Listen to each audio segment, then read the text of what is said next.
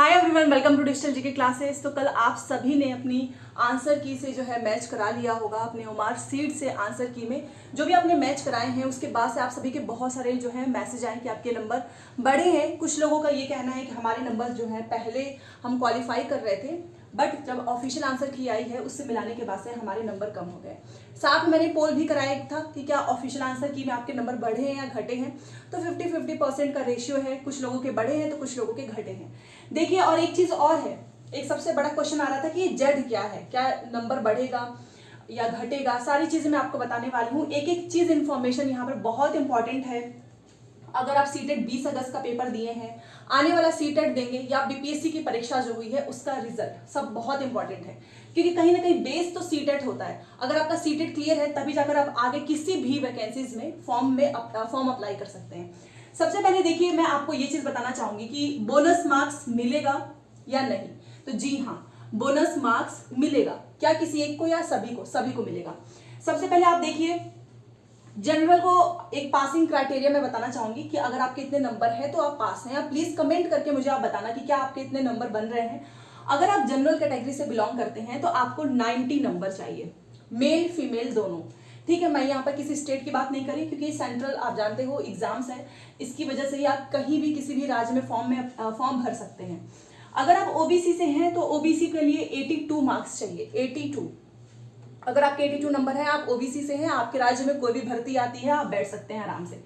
SC ST को भी 82 numbers ही चाहिए। ठीक है, अब बस एक चीज अलग हो जाता है ओबीसी के लिए कि अगर दिल्ली में जो वैकेंसीज आती है तो वहां पर 82 नहीं 90 नंबर चाहिए, क्योंकि आप अपना राज्य छोड़ के जब दूसरे राज्य में जाते हैं तो आप जनरल में काउंट हो जाते हैं। तो यहाँ पर थोड़ा सा क्राइटेरिया चेंज हो जाता है।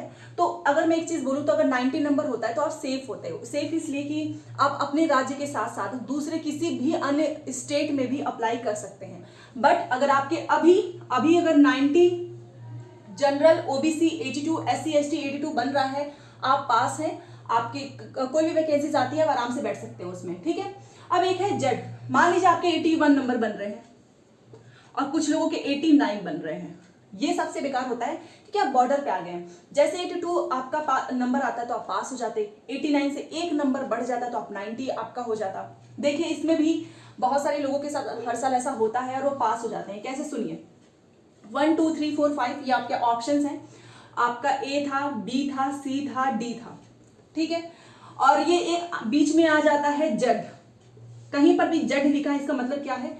इसका मतलब होता है मार्क्स फॉर ऑल, मतलब सभी को एक नंबर एक्स्ट्रा मिलेगा। अब इसके नंबर तो आपने जोड़े नहीं होंगे, तो किसी का भी अगर 81 बन रहा है अभी फिलहाल तो आप उसमें एक नंबर ऐड कर लो, क्योंकि जब रिजल्ट आएगा ना तो उसमें एक नंबर ऐड करके बनेगा। अगर आपके आंसर की में आपके साथ ऐसा हुआ है कि जेड ऑप्शंस आए हैं तो आप अपना एक मार्क्स जोड़िए, तो 81 से हो गया आपका 82। सेम आपको 89 में भी एक मार्क्स जोड़ना है, अगर जेड ऑप्शन आया है तो आपके 90 नंबर। तो इस केस में ये हर बार होता है, पिछली बार भी कई लोगों के साथ ऐसा हुआ कि ऑप्शंस आ गए थे, कई बार स्टार बना होता है, देखिए ऐसे।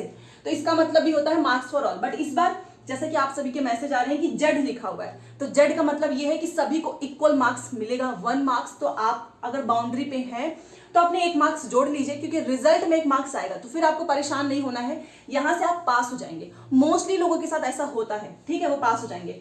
तो इतना आप समझ गए। तो क्या बोनस मार्क्स मिलेंगे? तो बोनस मार्क्स तो अभी फिलहाल यही है, जेड। ठीक है, जेड में बोनस मार्क्स ही है, एक नंबर एक्स्ट्रा।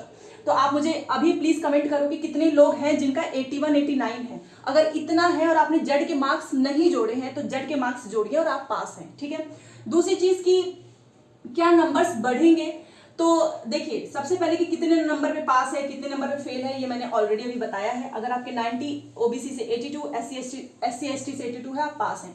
इसके नीचे अगर आप हैं तो फेल माने जाएंगे। ठीक है, फिर आपका नहीं आएगा, सर्टिफिकेट नहीं आता है डिजी लॉकर पे।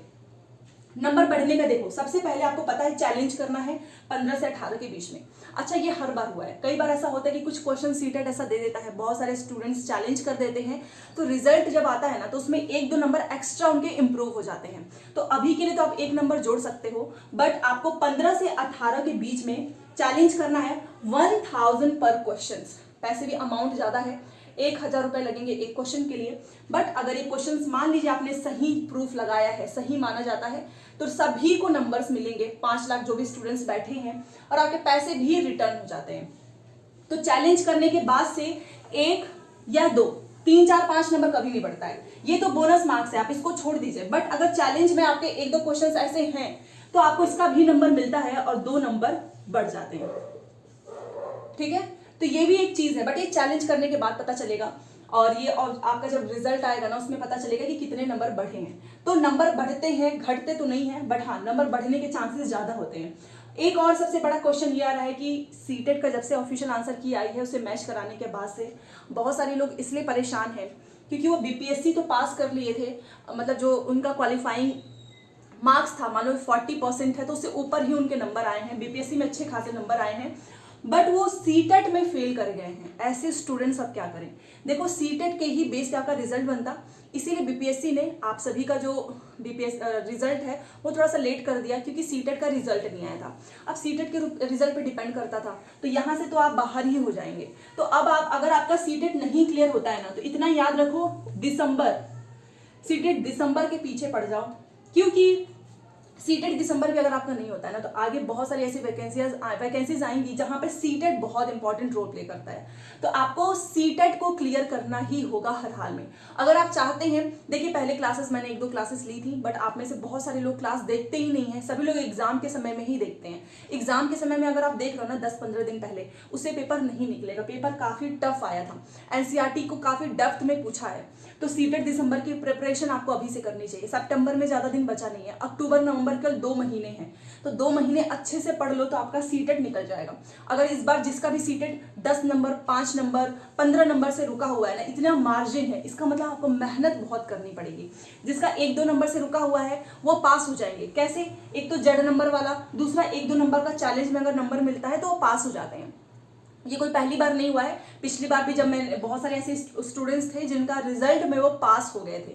ठीक है, तो ये सारी चीजें मैं आपको इसलिए बता रही हूँ ताकि आप अभी से प्रिपरेशन करो। एक चीज और है कि देखिए सीटेट में आपको पता है कि अब आप कुछ कर नहीं सकते हो, रिजल्ट आ चुका है, अब आप बस एक काम कर सकते हैं, अपनी पढ़ाई।